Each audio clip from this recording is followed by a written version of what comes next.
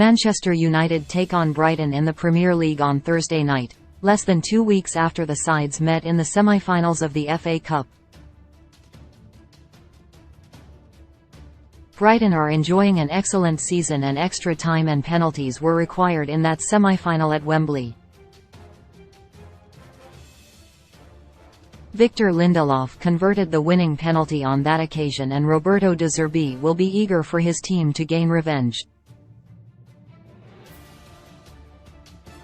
United secured a 1-0 win against a confident Aston Villa at the weekend thanks to Bruno Fernandes' goal, and Erik ten Hag's side are now looking to consolidate their position in the top four, with Liverpool gaining momentum in fifth.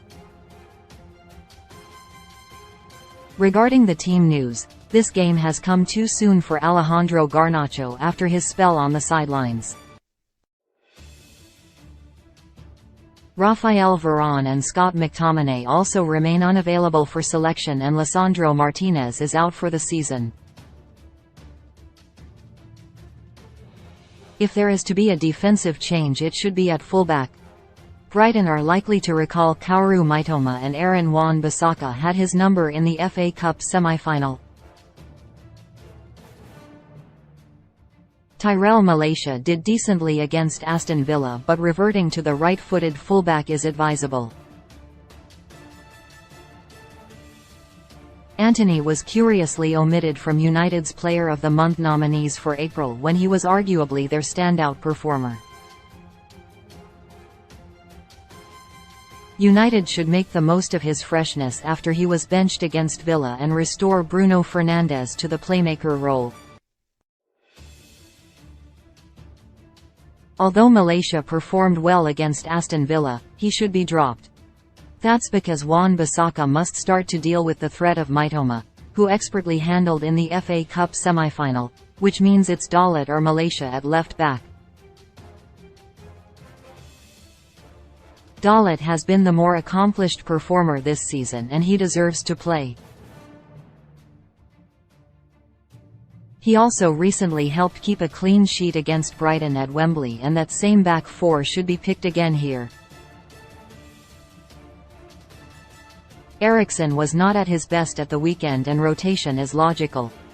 Fernandes should replace him in the midfield, and Antony should return to the right wing, with Sancho given yet another start on the left.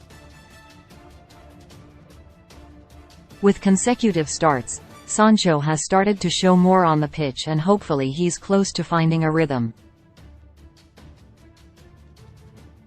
After Wan-Bissaka dealt so well with the threat of Mitoma at Wembley, it would make sense for the right back to be recalled to the starting lineup at the expense of Malaysia, despite the Dutchman performing well against Villa at the weekend, to deal with the Japanese international.